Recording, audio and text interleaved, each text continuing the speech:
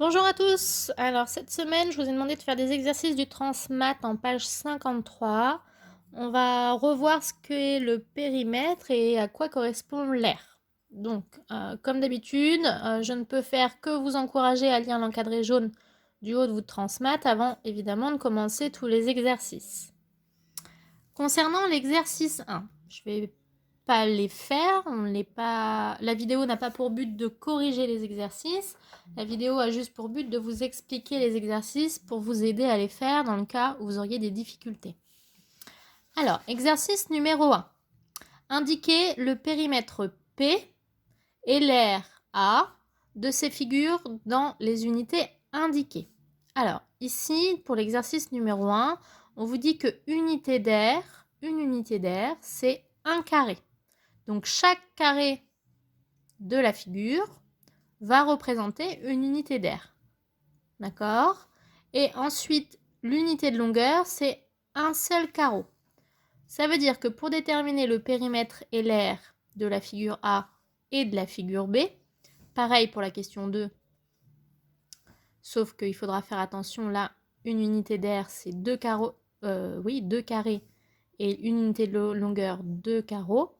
Il suffira de compter combien vous avez de carreaux pour faire le tour de votre figure. Ça vous donnera le périmètre. Donc ici, je détermine un point de départ. Par exemple, ici, c'est mon départ. Et je me dis, je vais tourner dans ce sens-là.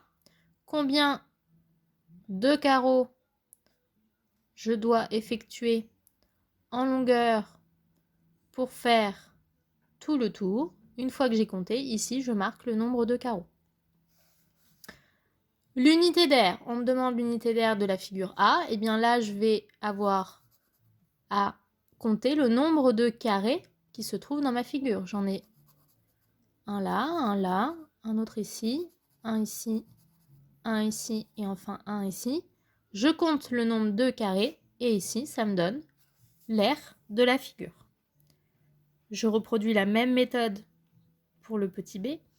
Et attention dans la question 2, ici l'unité d'air est représentée par 2 carrés. Ça veut dire que ici, je vais avoir 2 carrés, ça me fait une unité d'air.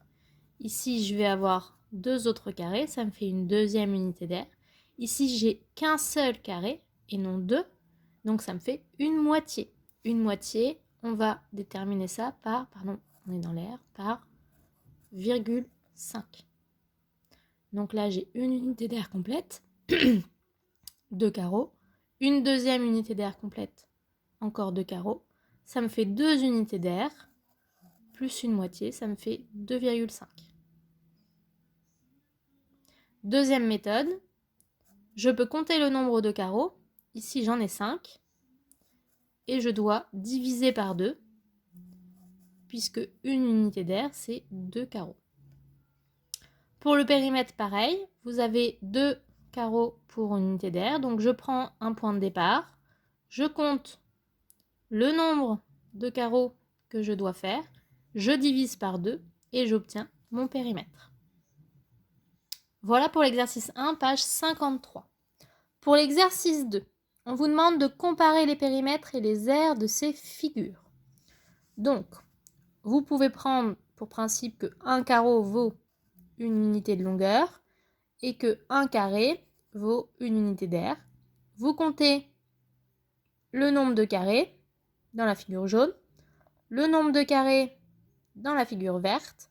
Vous me dites lequel a la plus grande aire. Et ensuite, vous me comptez le nombre de carreaux pour faire le tour du carré, le nombre de carreaux pour faire le tour, on va appeler ça un plus, et vous me dites lequel a le périmètre le plus grand ou le plus petit. Évidemment, on détaille les calculs. L'aire du petit a vaut, le périmètre du petit a vaut, pareil pour petit b, et on fait une phrase de conclusion. Exercice numéro 3. L'unité d'air est l'aire d'un carreau. Donc là, on vous dit que l'unité d'air, c'est l'aire d'un carreau. Comme dans cet exercice-là, un carreau vaut une unité d'air.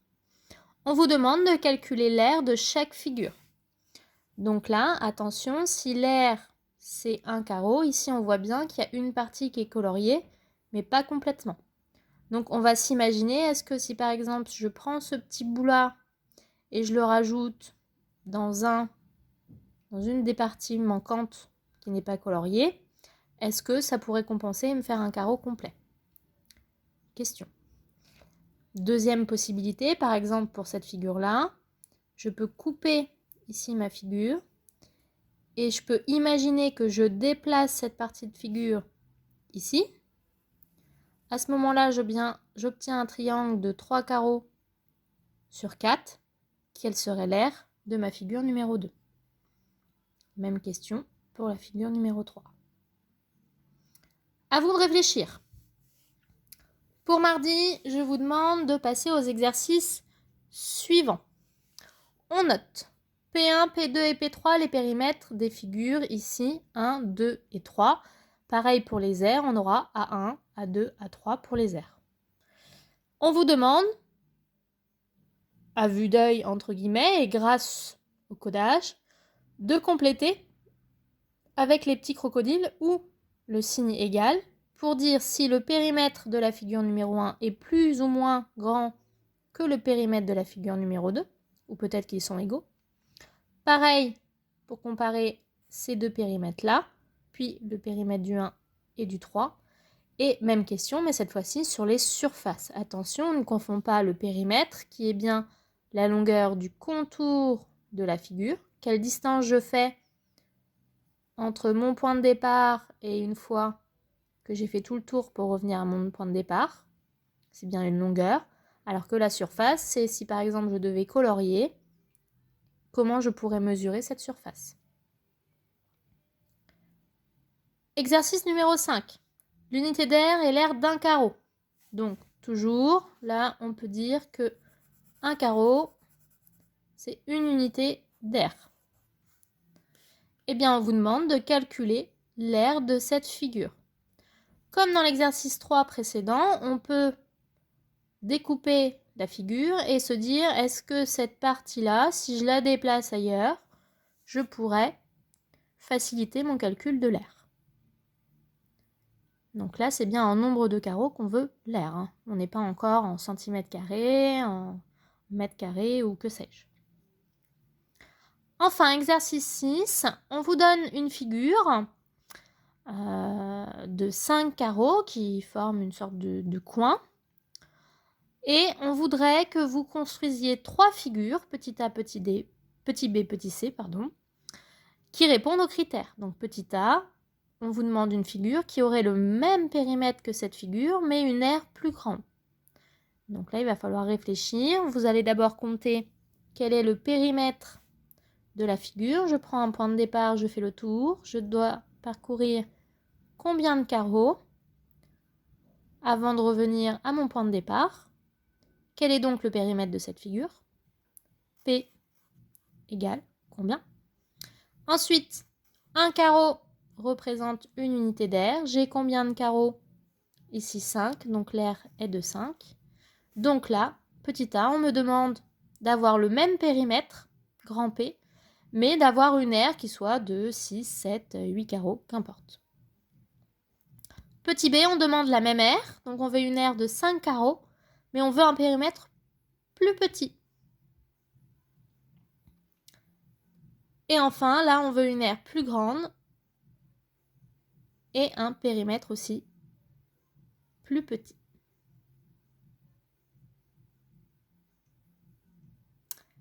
À vos stylos et à bientôt. Bonne journée.